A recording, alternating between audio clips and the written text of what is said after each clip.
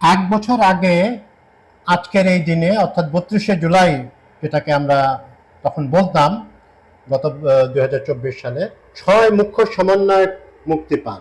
আসলে সরকার মুক্তি দিতে বাধ্য হন তাদেরকে হেফাজত থেকে, যেটাকে তখন বলা হতো হাউন আঙ্কেলের হোটেল, ওখান থেকে।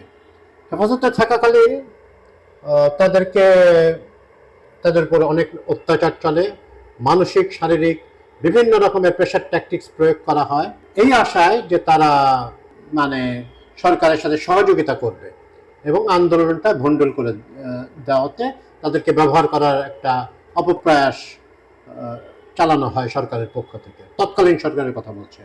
তো ওনারা তো মুক্তি দেন নাই, এটা অনেকটা বাধ্য হয়েছেন। দেশে বিদেশে আন্দোলন দানা বেঁধে উঠছিল এবং তাদের মুক্তির ব্যাপারে সকল শ্রেণীর সমাজের যারা বিবেকবান মানুষ তারা এক ধরনের প্রতিবাদে ফেটে পড়ছিলেন।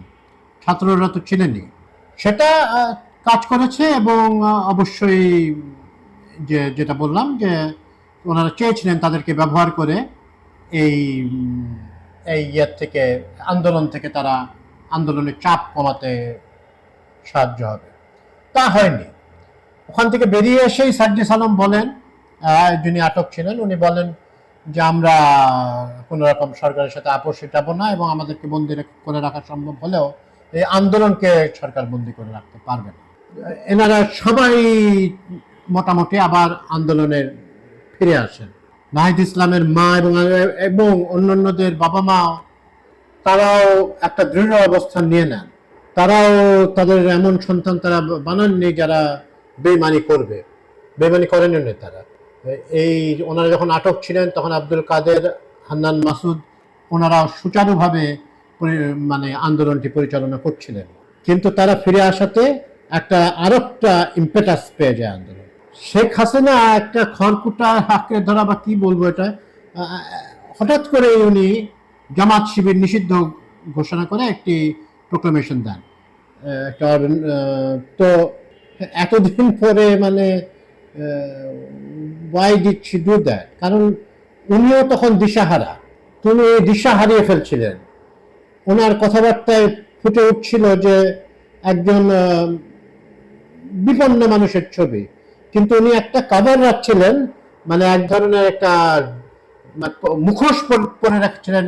তার সেই মুখোশটা, সেই একটা শক্তিমত্তার একটা মুখোশ পরে রাখছিলেন, কিন্তু আসলে তার তো ভাইয়ের নিচের মাটি জর্জরা হয়ে গেছে ততদিনে। সে আর কুলায় উঠতে পারতেছে না। এই জামাত নিষিদ্ধ করে, এই মুক্তি দেয়, কিন্তু আবার অত্যাচারও চলছিল। এবং এই সমন্বয়ক যারা গ্রেফতার বা হয়েছিলেন, ওনারা কিন্তু ৩২ ঘন্টা টানা অনশন করেছেন। তাবাসসুম, নাহিদ, সার্জিস, হাসনাত, দে আর আওয়ার হিরোজ। পরবর্তীকালে তাদের বিভিন্ন নানাবিধ কর্মকাণ্ডে অনেকে হয়তো বিরক্ত হন, কিন্তু এটা ভুলে গেলে চলবে না যে দে আর আওয়ার হিরোজ। হ্যাঁ, তারা না থাকলে হাসিনা অন্তত ৩৬শে জুলাই পড়তো না। ওই দিন আবার ছিল আপনার রিমেম্বারিং আওয়ার হিরোজ বলে একটি কর্মসূচি। এটা দেশের বিভিন্ন বড় বড় শহরে এবং ছোট শহরেও পালিত হয়েছিল।